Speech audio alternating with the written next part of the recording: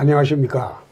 홍커나이트 대담쇼. 오늘은 세 번째로 지금 입시철입니다. 그래서 우리나라 대학 입시뿐만 아니라 교육 전반에 대해서 교육계에 석하 계신 성균관대학교 양정호 교수님 모시고 오늘 진행하도록 하겠습니다. 안녕하십니까. 안녕하세요. 예. 지금 이제 입시철이죠? 네, 지금 뭐 한창 그 수시도 발표났고, 그다음에 네. 지금 정시 해가지고 아마 학부모님들은 엄청나게 신경을 많이 쓰고 있는 그런 시즌입니다. 네. 그런데 제가 좀 의아스러운 거는 네. 대한민국 입시가 왜 이래 입학 절차가 복잡합니까? 네. 아니 뭐 옛날에는 그 사회도 되게 단순했는데 네. 지금은 뭐 많이 복잡해졌지 않습니까? 네. 그런 거 마찬가지로 입시 관련돼 있어서도 많은 사람들이 새로운 아이디어나 이렇게 내다 보니까 지금은 뭐 그 각 학생들을 뽑는 입학 관련돼 있는 전형이 뭐 한 7, 8개 정도까지 될 정도로 상당히 좀 복잡한 거는 사실입니다. 나는 그거 왜 복잡하게 만들었나? 네. 그 이면을 들여다보면 편법 입학이 가능하게 하기 위해서 복잡하게 만들지 않았나? 나는 그런 생각을 쭉 해왔어요. 네. 기본적으로 대학 입시라는 것은 대학에서 공부할 능력과 자질이 있느냐, 그것만 검토하면 될 일을 어떻게 보면 뭐 입학사정관 제도, 학생부 제도 이런 게 왜 필요하냐. 옛날처럼 단순히 그냥 입학 시험만으로 뽑을 수 없느냐. 나는 그런 의문을 쭉 가져왔습니다. 교수님 어떻습니까? 근데 지금 한쪽에서 보면은 뭐 그 좀 입학 관련돼 있는 부분에 해당되는 거가 좀 복잡하다. 그러니까 좀 단순하게 뭐 예를 들면 뭐 수능이 됐든 또는 학교 관련된 시험과 관련된 학생부가 됐든 뭐가 좀 이렇게 단순한 모습을 좀 보이는 게 좀 필요하다 하는 얘기를 하는 경우도 많이 있는데 또 이게 보다 보니까 그 학생들의 요구도 많이 있고 또 그 사회 현상에서 필요한 부분도 이렇게 반영을 하고 하다 보니까 대학 입장에서는 뭐 학생들을 좀 다양하게 뽑는 그런 부분들이 점차 많이 늘어난 부분이 있습니다. 근데 지금은 너무 좀 많다라는 얘기들이 더 많이 있죠. 예를 들어서 입학 사정관제 같은 경우에 네. 소위 그게 이제 스펙이 많이 필요하거든요. 네. 네? 그거 없는 집 애들은 입학 사정관제로 들어갈 길이 없어요. 스펙 쌓을 길도 없고. 또 학생부 같은 경우에 나는 학생부가 왜 대학 입학에 필요하냐. 나 그 의문이 많습니다. 지금 대한민국 초, 중, 고등학교 교육은 정교조가 다 장악을 하고 있어요. 정교조가 다 장악을 하고 있는데 학생들이 학생부 때문에 정교조 선생들 수업에 그 노예가 돼 있어요.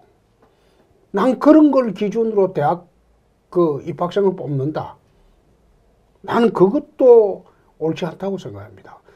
제가 생각하는 기본적인 입학 기준은 그냥 단순하게 수학능력 시험 1년에 2번 봐가지고 예컨대 10월에 보고 12월에 보든지 그 다음에 9월에 보고 11월에 보든지 딱 2번 봐가지고 그 중에 성적 좋은 것만으로 입학 여부를 결정하자. 또 저는 그 본고사의 논술시험 그거 반대합니다. 논술시험을 하는 것은 학생들한테 논리적인 사고가 맞냐 안 맞냐, 능력이 되냐 안 되냐 그걸 측정한다고 이야기를 하는데 사실 강남의 논술학원 가보면 한 달에 1,000만 원, 2천만 원 달라고 하거든요. 그 논술 능력이라는 게 그 한 달, 2달에가 바짝 그 기술만 배우지 논술이 느는 게 아니거든요. 대학에 들어가서 수학 능력이 안 되는 사람은 그건 졸업 못하고 탈락하는 거고 수학 능력이 되는 사람은 대학 가서 또 자기가 열심히 하면 되는 것인데 왜 그런 식으로 입학 기준을 설정하느냐 이거예요.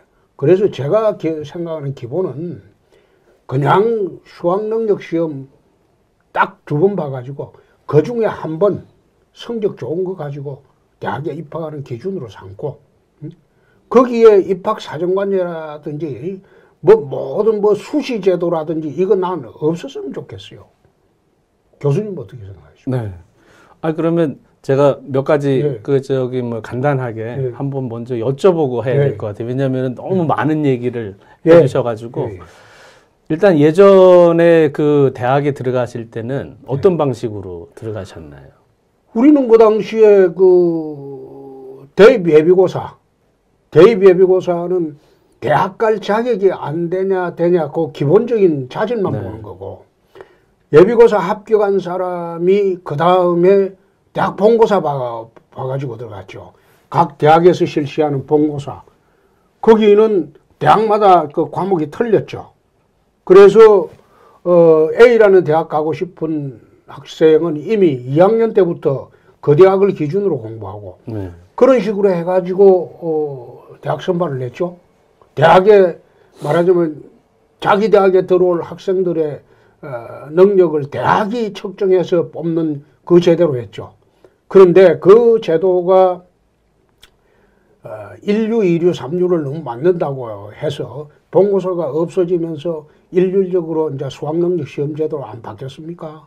바뀌었기 때문에, 그렇게 바뀌었다면 그야말로 수학능력 시험만으로 뽑자 이겁니다. 네. 근데 너무 말을 길게 해주셔가지고 짧게 얘기하시는 것처럼 그 옛날에는 보면은 그 예비고사도 있고 또 어떻게 보면은 대학에 들어갈 때 보면은 본고사도 보고 그렇죠. 이렇게 뭐 2단계로 해가지고 학생을 선발하는 경우도 있었습니다. 근데 막 그렇게 하다 보니까 그 학생들 간에서도 또 나름대로 불만이 또 나오게 된 거예요. 그러다 보니까 또 학력고사라고 하는 방식으로 또 바뀌게 되고 그렇죠. 지금은 또 너무 그 학력고사가 옛날 같으면 어떻게 되어 있냐면 교과서가 이렇게 하나 있으면 그 교과서를 통째로 달달달 외워야지만 그 학력고사에서 만점을 받게 된 겁니다. 그러다 보니까 그 부분에 대한 거를 너무 교과서에 의존을 했다. 그래서 조금 학생들이 다양한 걸 좀 재겠다. 그래서 이제 수능이라고 하는 방식으로 이제 바뀌어 왔는데 수능도 역시 마찬가지로 오래되다 보니까 걔가 이제 1993년도에 시작을 했거든요. 그러다 보니까 지금에서 보면 한 25, 6년 된 거죠. 그러다 보니까 너무 반복된 비슷한 문제가 많이 나와서 조금 우리가 계속 보면 문제를 푸는 그런 방식으로 있는 거를 조금 학생들이 좀 시험을 좀 못 볼 수도 있지만 예를 들어서 뭐 BTS처럼 방탄소년단이나 이런 학생들처럼 자신이 꿈이나 능력이 이렇게 가지고 있는 학생들도 있잖아요. 그러니까 그런 잠재력을 가지고 있는 학생들도 대학에서 뽑을 수 있도록 해줘야 된다. 그래서 이제 입학사정관 같은 거는 나온 겁니다. 자, 이제 근데 문제는 뭐냐면 과연 이제 입학사정관제가 됐든 고등학교가 예를 들어서 학생들이 그런 능력을 키우는 거를 준비가 돼 있냐, 꾸준히 마련을 해줄 수 있냐, 여기서 이제 공정이니 또 불만이니 스펙이니 여기서 이제 문제가 되는 겁니다. 나는 그게 좀 다르다고 생각하는 것이 우리나라가 대학 진학률이 80%가 넘습니다. 아마 세계 최고 수준일 거예요. 그런데 꼭 대학을 가야 되느냐? 나는 BTS라든지 그런 학생들, 요즘 그 아이돌 스타나 다른 데 능력을 발휘하는 사람들이 굳이 대학을 나왔느냐? 나는 그래 보지 않거든요. 대학에 정만 두고 사실상 골프 치는 선수들 보세요. 세계적인 골프 선수가 돼 있는 사람, 그 사람들 대학 다니는 사람들 아니에요. 정만 얹어놓고 실제로 골프에만 열중해요. 옛날에는 인류대학 나와서 판검사, 변호사, 그 다음에 교수, 선생, 의사 하는 게 꿈이었어요. 근데 지금은 학력 공부만이 전부가 아니에요. 자기 재능을 펼칠 수 있는 분야라면 대학을 굳이 안 가도 된다. 그런데 굳이 대학을 기준으로 그런 사람들을 대학에 진학할 기회를 주기 위해서 편법인 여러 가지 형태의 7, 8가지 형태의 전형 형태를 만들어 가지고 어떻게 보면 제가 느끼기에는 그래요.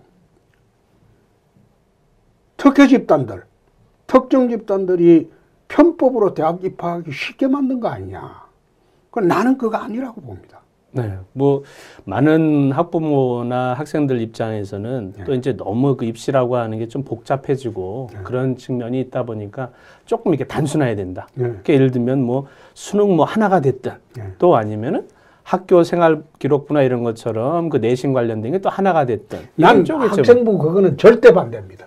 근데 학생부와 관련된 있는 학생부가 그거는 학교 생활 품행 그거 하는 데만 거쳐야지 그걸 갖다가 정교조도 교사들 밑에서 노예가 돼서 걔들 시키는 대로 체험학급 다 다니고 이렇게 받은 교육을 가지고 어떻게 대학 입학 기준으로 삼습니까? 나는 그거는 별도의 시험을 통해서 판정할 문제지. 대학 입학을 학생부 가지고 인성을 본다? 나는 인성도요. 정상적인 가정에서 자란 학생이고 그러면 인성 따질 필요 없다고 봅니다. 네. 인성도 그건 자기 품성의 문제예요. 인성 나쁜 애들은 그럼 대학 가면 안 됩니까? 난 그런 거 가지고 그 학생부 가지고 대학 입학 기준으로 삼는다. 그거는 정교조 치고 한 90%가 정교조 선생들이 다 가르치는 세상이 돼버렸는데 전국의 모든 교육감들이 지금 정교조 출신들이 다 돼 있는데 그럼 좌파 교육을 갖다가 받은 애들만 대학 간다. 그래서 나는 학생부 전형도 반대입니다. 네. 네. 그러면 지금 그 수능 관련돼 있어서는 네. 수능에 대해서는 홍 대표님은 상당히 좀 긍정적으로 보시는 분이 많이 있고 네. 또 심지어는 이제 수능을 이제 2번 보자 이렇게 네. 얘기를 하시는 부분이 있는데 최근에 이제 그 학생부나 또 내신 관련돼 있는 문제가 발생을 하다 보니까 이 수능에 대한 비중을 좀 더 많이 높여야 된다. 또 수능 관련돼 있는 것도 한 번 보면 좀 실수할 수도 있으니까 2번 보겠다 이런 얘기도 많이 있습니다. 그 홍 대표님이 그 지론이신 걸로 알고 있으신데. 예. 저는 앉아서 어떻게 보면 한국 사회가 발전해 온 거는 실력 사회이기 때문입니다. 실력은 이게 열심히 하는 사람하고 열심히 하지 않는 사람 그건 차이가 나게 돼 있어요. 그럼 그 차이에 따라서 대학 입학 기준을 설정해서 대학에 들어가고 안 들어가고 하는 것이 옛날처럼 1류대학, 2류대학, 3류대학 개념이 사실상 없어졌어요. 말하자면 어느 특정 대학은 어느 특정 대학 특정과는 서울대학 어느 과보다 훨씬 더 알아줍니다. 그래서 대학이 사실상 지금 기능별로 다 특화가 되어 있습니다. 예컨대 폴리텍 대학 같은 데 취업률이 거의 100% 가까이 됩니다. 서울대학 나와도 지금 취업률이 50%가 안 되지 않습니까? 마찬가지로 이제는 점점 기능적인 역할이 존중되는 사회가 되기 때문에 굳이 그런 식으로 학벌 사회로 가는 거기에 집착하지 말고 객관적인 기준, 가장 객관적인 기준으로 수능시험 2번 보고 그 중에서 나은 성적으로 대학 입학 딱 전형을 하면 그게 가장 간명하지. 네, 그러면 없는 사람도 좋고. 네. 얼마나 그러면 좋습니다. 수능과 관련돼 있어서는 수능을 2번 보고 또 수능이라고 하는 게 이제 제일 객관적이고 공정하다 그런 생각을 이제 평소 늘 가지고 계시는데 지금도 거기에 대한 건 변함이 없으신가 봐요. 그렇습니다.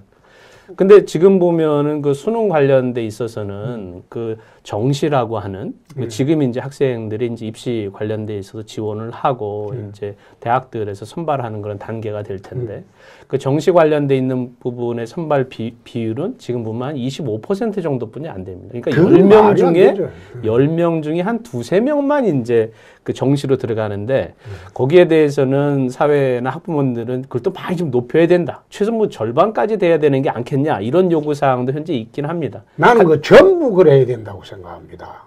전부.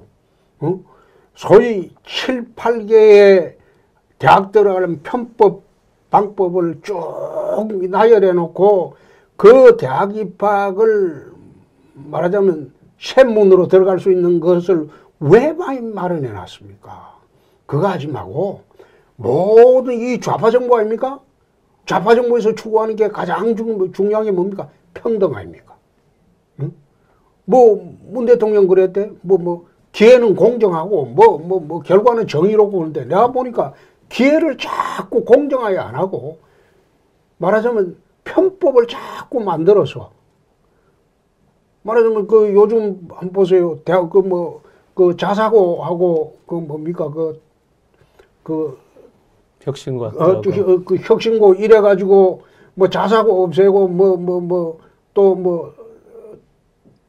뭐야, 특정. 자사고하고 혁신학교. 아니, 혁신고는 좌파들이 하는 거고. 특목고. 네, 특목고. 없애고 그래 이야기하는데 나는 왜 그러는지 자기 자식들은 턱 먹고 자사고 다 보내놔놓고 네. 그 다른 국민들 자식들은 전부 혁신고 뭐 저거 좌파가는 거 그리로 가라. 그게 어떤 심보로 내 그러는 건지 내 이해가 안 되는 게 응? 말하자면 내 자식 우선이다. 응? 내 자식은 좋은 데 보내고 일반 국민들은 아무 데나 가라. 그런 교육 정책하는 건 난 그게 이 정부의 교육 정책인 거 보고 세상에 저렇게 뻔뻔스럽게 해도 되느냐. 난 그런 식으로 생각을 했어요. 네. 수능과 관련돼 있어서는 계속 그 수능에 대한 공정성, 네. 또 어떻게 보면은 그것이 실력을 반영한다 이런 얘기를 이제 평소에도 많이 하셨는데 또 학부모들 입장에서는 갑자기 또 입시라고 하는 거를 한 번에 이렇게 다 바꾼다라고 하는 것에 좀 어려움이 있거나 그것에 대한 우려를 가지고 계신 분들도 있어요. 그러니까 현재는 수능 관련돼 있는 게 정시에서 한 두세 명 뽑을 때, 10명 중에 두세 명 뽑을 때 이렇게 뽑고 있기 때문에 아마 앞으로 이게 지금 평소에 그 홍 대표님이 얘기하신 50%까지 이렇게 가거나 그렇게 하려면 조금 단계적으로 가야 되는 그런 요구도 좀 있습니다. 제가 이야기하는 거는 교수님 50%가 아니고 전부 그래 하자는 거예요. 전부. 응? 전부 그래 하고 사실상 이게 또 어디로 연결이 되는가 하면 로스쿨하고도 연결이 됩니다. 응? 말하자면 사법시험으로 전부 그 밑돌이 탁 벗고 발가벗고 딱 실력으로 겨루는 그런 시험이 아니고 응? 말하자면 좀 가진 자들만 네. 판사 아들, 검사 아들, 법조인 아들 그리고 있는 집 애들만 법조인 될 수 있게 만들어 놓은 것도 이게 노무현 정부 때입니다. 그리고 문재인 정부가 지금 그대로 이어받고 있고 그걸 갖다가 이명박 정부, 박근혜 정부도 못 고쳤어요. 응? 난 그런 거 쳐다보고 말하자면 사법시험제도가 폐지됐지 않습니까? 지금 로스쿨 제도를 내가 이야기한 거는 엄서제도 비슷하다. 운영하는 형태가. 고려시대에 말하자면 그 고관자제들은 시험 안 보고 그냥 특채를 냈거든요.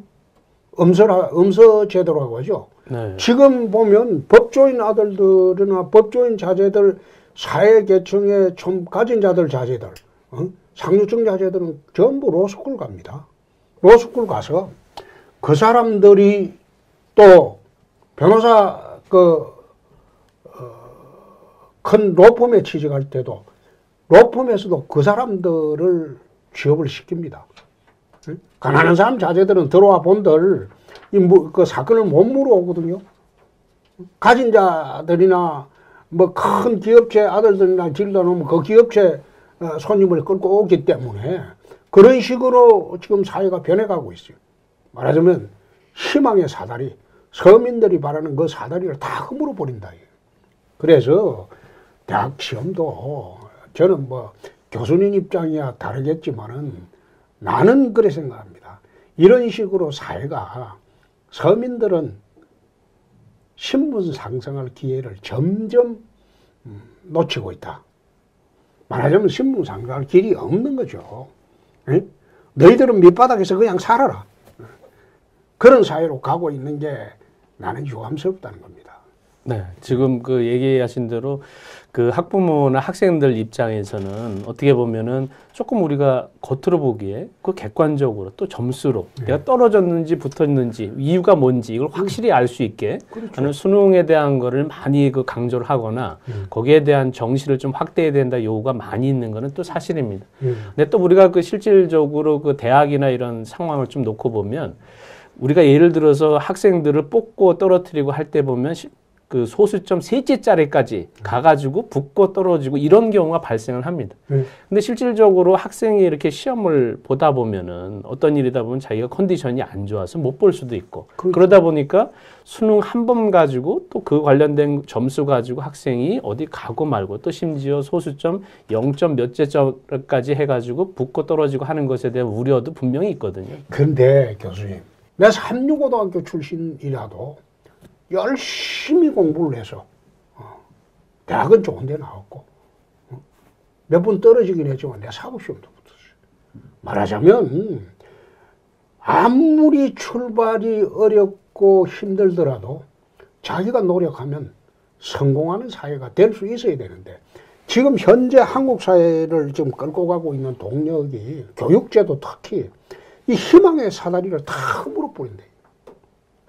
우리 학교 다닐 때도요. 소위 보글이라는 학생이 있었어요. 네. 청강생이. 네? 청강생이 있었는데 누가 청강생인지 몰라요. 근데 그 학번이 만약 그 학번 부여받을 때 보면 만약 80명이 정원이라면 80번이까지가 정상이고 그 뒤로 오는 사람이 보글 아니면 청강생이에요. 그런데 청강생이 언제 나타나느냐? 옛날에도 있었어요. 한 학년 지나고 휴학했다 복학하고 돌아오는 학생들이 있을 때 그때 청강생이 들어와요. 보글로도 들어오고.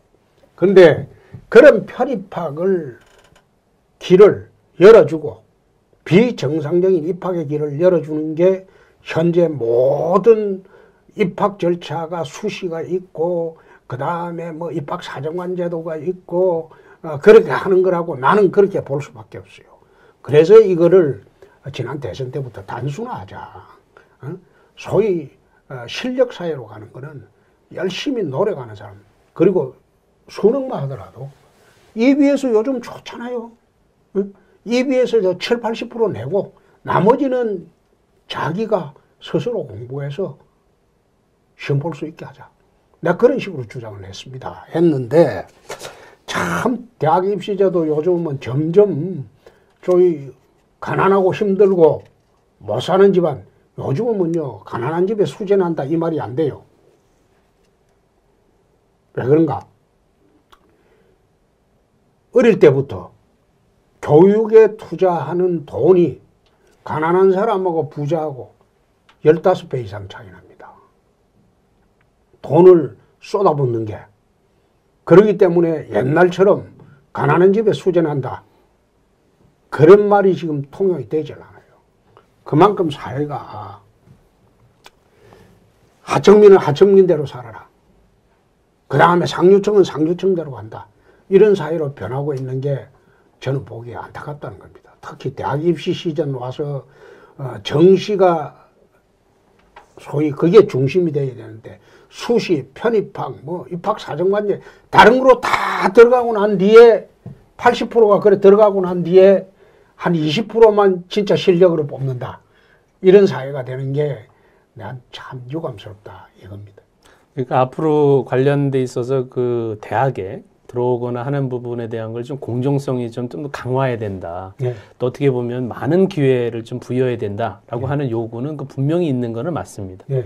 자, 근데 그렇게 있는 부분을 살펴보다 보면 예전에 이렇게 많은 분들이 학력고사나 예비고사 세대 그 시절에는 본인이 이제 실력을 열심히 해서 하면은 그 점수나 이런 걸 통해 가지고 할 수 있는 길이 분명히 열렸습니다. 학교 공부만 열심히 해도. 근데 그 90년대 한 중반부터 이렇게 오면서 그 사교육이라고 하는 게 워낙 이렇게 많아지다 보니까 지금은 학생의 실력에 의해서 되는 것보다는 부모가 얼마만큼 뒷바라지를 했냐. 그런 의미에서 아까 얘기하신 대로 그 개천에서 용이 나거나 또 어떻게 보면 계층을 이동하는 그런 수단으로서 대입이 좀 가야 된다라고 하는 그런 변화는 분명히 있어야 되고 그런 것은 필요합니다. 자, 하지만 근데 너무 우리가 그 진행을 하거나 모든 부분에 있어서는 학부모들이 늘 불안해 하시는 거는 너무 빨리 대입제도나 이런 것들도 많이 바뀌어왔다. 무려 지금까지 한 20번 바뀌었거든요.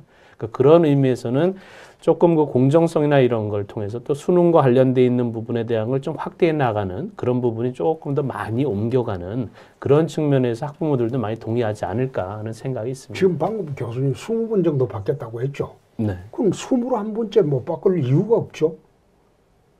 그렇지 않습니까?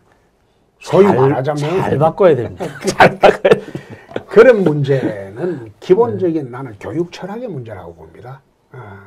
말하자면 지금은 옛날처럼 대학이 서열이 있긴 하지만은 그 절대적인 기준이 안 돼 있어요. 어느 대학 가더라도 자기 재능을 펼칠 수 있는 과를 찾아가는 겁니다. 그래서 조금 대학 입시 제도도 소위 가진 자를 위한 편법 입학이 가능하도록 하는 입시 제도는 나는 고쳐야 하는 것이 옳겠다.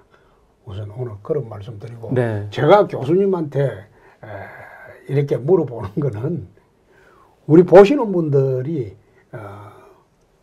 교수님 말씀도 일리가 있고 제 말에 동의하는 사람도 있을 겁니다. 네. 우리가 이게 홍크나이트 대담을 할 때는 답이 없습니다. 네. 들으시는 분들이 판단할 문제니까 우선 대학 입시 제도만 그래 하고 이제 요즘 유치원 교육 문제가 아주 심각하죠. 대입 관련돼서 제가 한 말씀 한번 여쭤보고요.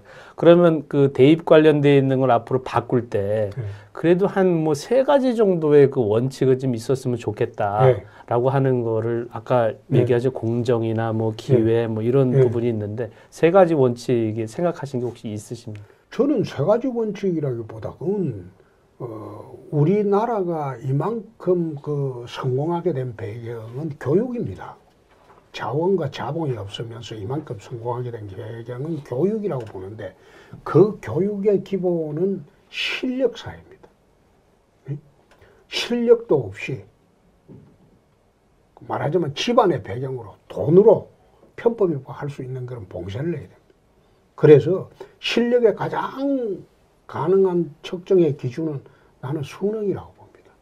그리고 수능도 EBS 교육 같은 데서 한 80% 내고 나머지 20%는 창의적인 문제를 내고 그런 식으로 해서 가난하고 힘들고 못 살고 EBS만 볼 수 있는 그런 시골에서도 열심히 하면 좋은 대학 갈 수 있게 나는 그거 만든다는 거 그겁니다. 네. 예. 저도 지금 얘기하신 대로 이렇게 보면 우리나라의 입시와 관련되어 있는 부분에 있어서 조금 공정성이라는 걸 강조하는 수능과 정시 부분에 대한 부분하고 또 학생들이 또 그 점수는 잘 안 나와도 학교 생활을 열심히 해서 또 담임 선생님과 수업에 있어서도 꾸준하게 하는 그런 학생들도 있거든요. 또 그런 학생들한테도 길을 열어주는 이렇게 2가지의 길이 같이 갈 수 있는 그런 부분이 좋지 않나 하는 생각이 듭니다. 그런 학생들이 실력이 안 되면 그 다음 대학으로 가야죠. 굳이 실력이 안 되는데 왜 전부 서울대학 가야 됩니까? 서울대학 출신들이 졸업하고 전부 성공합니까? 나는 그렇지 않다고 봐요. 응? 그러면 대학 가서도 그 대학 안 가도 얼마든지 자기 재능을 대학 가서 꽃피울 수가 있어요.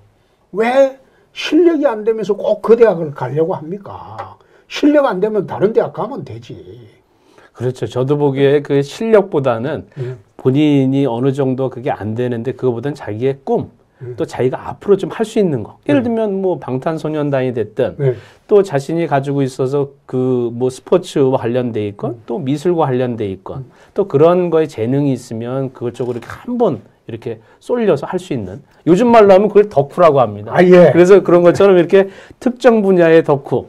지금 뭐 그 유튜브 하시니까 아마 그 유튜브 덕후가 되셨을 텐데 그런 것처럼 그런 능력을 키워서 학생들이 할 수 있는 기회를 많이 열어주는 게 앞으로 갈 방향은 맞습니다. 그래서요, 제가 다시 말씀드리면 자기 실력에 맞춰서 자기 재능을 펼칠 수 있는 그 대학, 말하자면 대학을 보지 말고 그 대학의 전공을 봐가지고 내가 미술에 그 재능이 있다. 그럼 서울미대보다 나는 옛날부터 홍대미대가 더 당한 줄로 알고 있습니다. 그럼 홍대미대 가면 되죠. 응? 그런 식으로 특정 그 대학 간판 따려고 가려고 하지 말고 자기 재능에 맞게 그리고 자기 실력에 맞게 그리고 기능학과를 보고 가라. 그러면 지방의 어느 특정 대학도 갈 수가 있습니다. 예컨대 뭐 웹툰 작가가 되겠다. 그럼 디자인이 뛰어난 대학이 꼭 서울대하고 서울에만 있습니까? 지방에도 있어요. 세상이 변했어요. 응? 지금 만화 하나 잘 그려도요. 충분히 먹고 살 수 있는 세상이 돼버렸어요. 그렇기 때문에 굳이 학벌 사회를 타파하려면 거기에 집착하지 말고 자기가 꼭 하고 싶은 분야의 유명한 대학, 그건 굳이 서울에 있는 대학일 필요가 없다. 지방에서도 할 수 있다. 난 그런 생각을 합니다. 지금 이제 핫 이슈가 되고 있는 게 이제 유치원 문제입니다. 이 정부에서 유치원 3법을 내놓고 국회에서 통과시키려고 지금 추진을 하고 있습니다. 말하자면 유치원장들을 전부 잠재적인 범죄자로 보는 거죠. 그래 하고 있는데 유치원 교육 문제에 대해서 이제 교수님은 어떻게 풀어갔으면 좋겠습니까? 네. 지금 보면은 그 우리나라의 그 가장 가지고 있는 큰 것 중에 하나가 그 사람에 대한 자원입니다. 그 사람이 곧 그 실력이고 힘이 되니까. 그런 면에서 놓고 봐서는 이 유치원 또 어린아이들에 대한 교육을 얼마나 많이 관심을 가져주는가 상당히 중요할 수밖에 없습니다.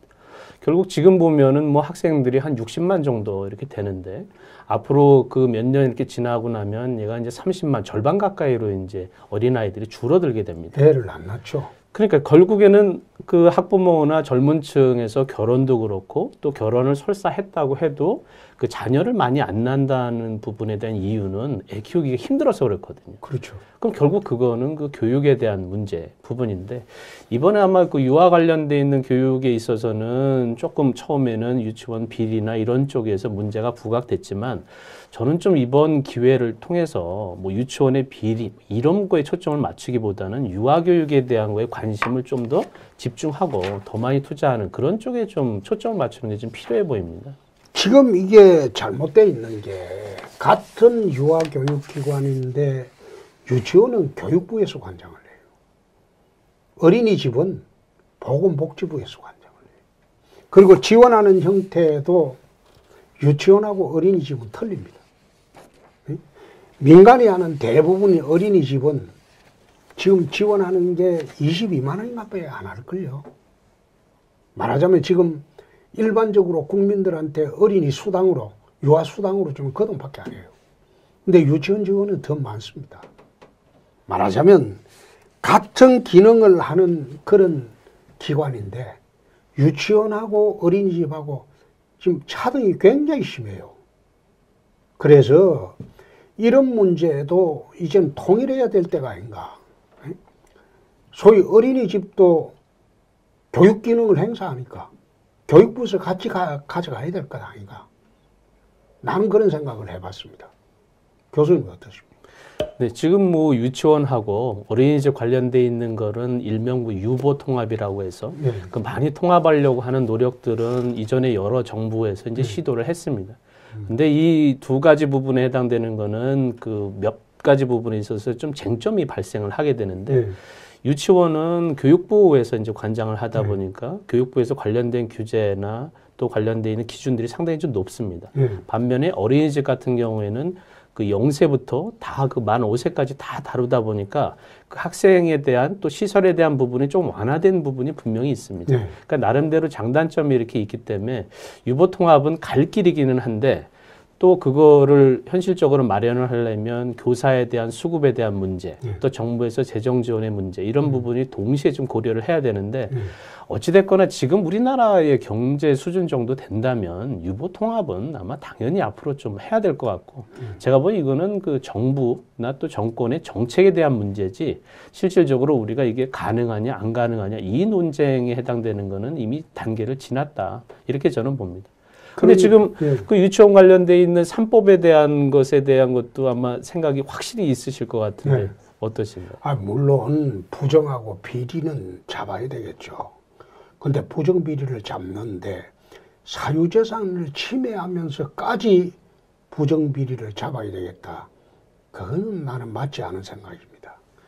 예컨대 이 사람들이 유치원이나 이런 그것을 국유화할 수 있다. 그런 사고방식 자체가 나는 잘못됐다고 봅니다. 국가가 관여할 수 있는 범위는 최소한이어야 합니다. 최소한이어야 하는데 마치 사립유치원이나 어린이집이 폐원하겠다고 하니까 그걸 갖다 국가에서 환수하겠다 이런 취지거든요. 사립대학도 그러지 않습니까? 지금 대학이 지금 전부 이제 앞으로 매년 폐교가 돼야 돼요. 입학할 사람들이 줄어듭니다.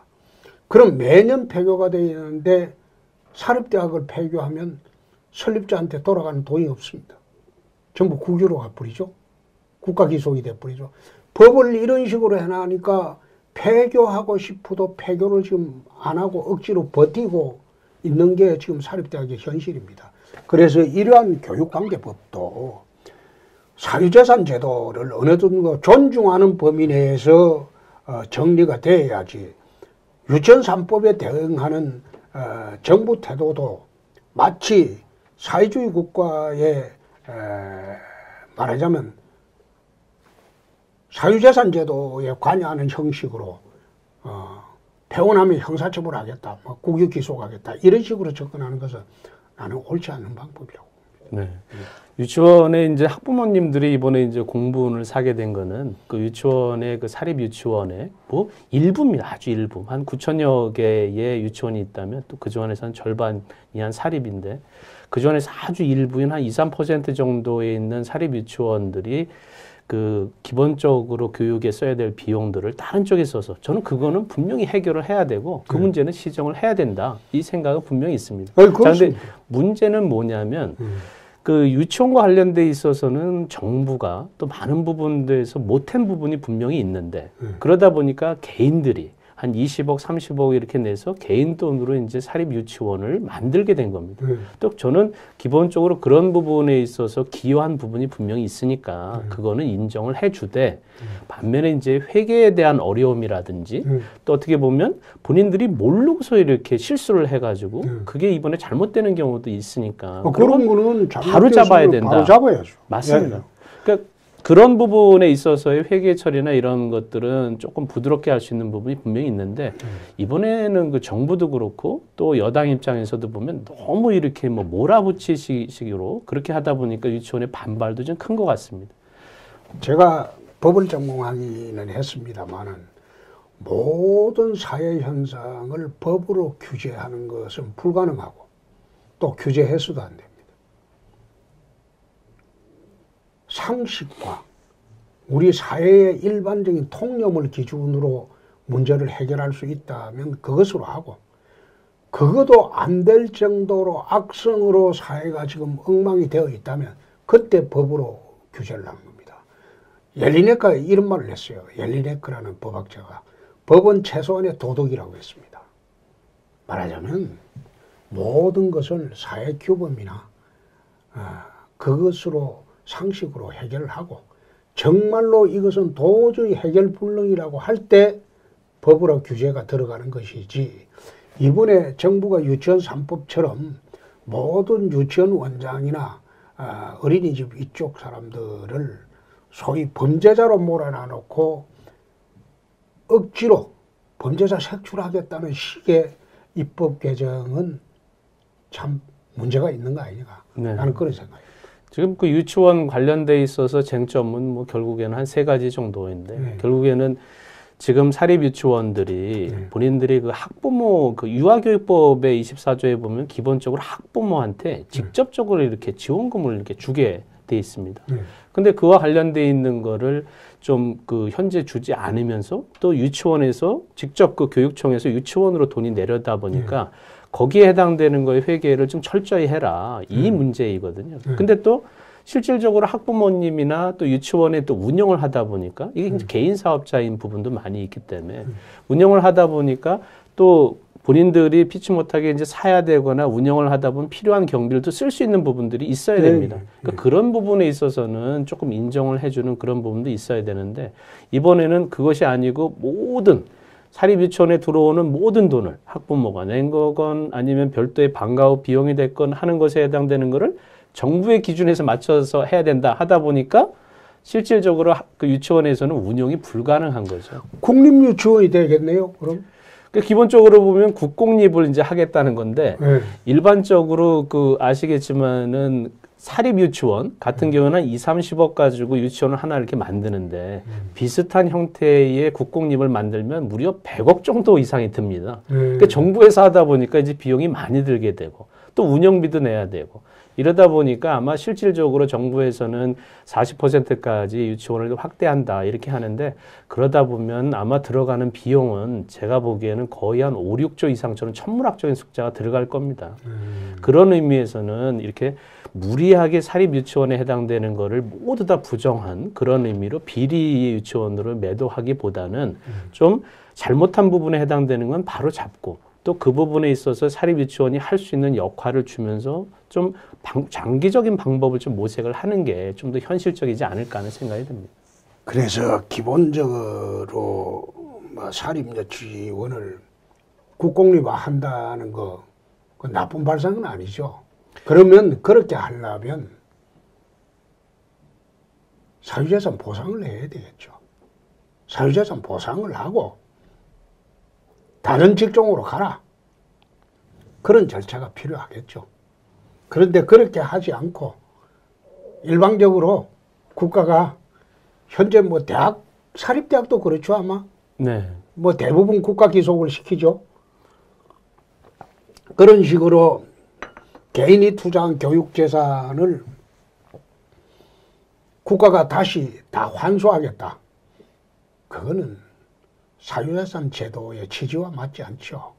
그래서 그런 부분도 정부가 좀 강압적으로 하지 말고 서로 공통점을 합의되는 부분을 찾아가지고 좀 더 마일드하게 정책을 펴갔으면 좋겠다. 저는 그런 생각입니다. 네.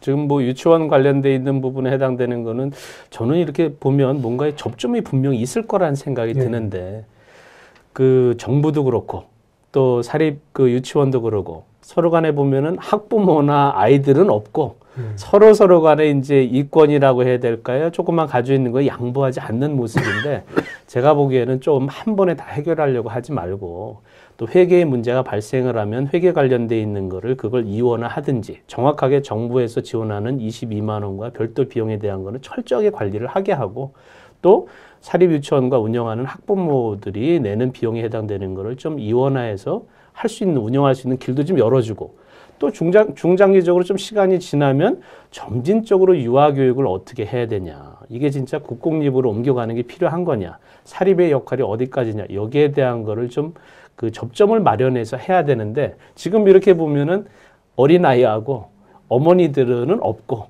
정부하고 사립유치원만 이제 싸우게 되는데 결국 거기서 이제 피해를 보는 거는 제가 예상해 보기에는 뭐 2019년도에 초에 제일 피해가 보는 건 결국 학생하고 학부모일 겁니다. 그러니까 그런 차원에서 놓고 봐서는 조금 우리가 좀 지혜를 좀 발휘를 해서 감정적인 대립보다는 유치원의 일정 부분은 살아갈 수 있는 길도 마련을 해주고 아까 얘기하신 대로 진짜 우리가 운영을 못하겠다. 그러면 정부에서 그거를 받아서 운영할 수 있는 길이라든지 또 일정 부분에 대한 거를 별도의 뭐 운영에 대해서 부족 부분을 이렇게 보전을 해준다든지 하면서 좀 방안을 마련하는 게 좀 필요하지 않을까 하는 생각입니다. 이제 정부도 3년 차에 들어왔죠. 말하자면 1, 2년 차에 했던 일방적인 국정 운영은 이제는 할 수 없는 구조입니다. 그래서 이번 유치원 사태에도 정부가 유치원 관계자들하고 원만히 타협을 해서 해결을 해 주셨으면 합니다. 저는 그런 생각을 했습니다. 네. 네. 정타협이 안 되면은 그리고 홍 대표님께서 좀 나서서라도 중간에 좀 조율을 하시면 아마 학부모와 학생들이 뭐 크게 안심하지 않으실까 그런 생각도 있습니다. 학부모하고 학생분들이야 뭐 괜찮겠지만 아마 이 정권에서 나하고 이야기는 안 할 겁니다. 아마. 하여튼 오늘 우리 교수님 모시고 교육 분야 송년 대담으로 정말 오늘 좋은 이야기 감사합니다. 새해 복 많이 받으시고 정말 교수님과의 대담 재미있고 즐거웠습니다. 정말 고맙습니다. 감사합니다.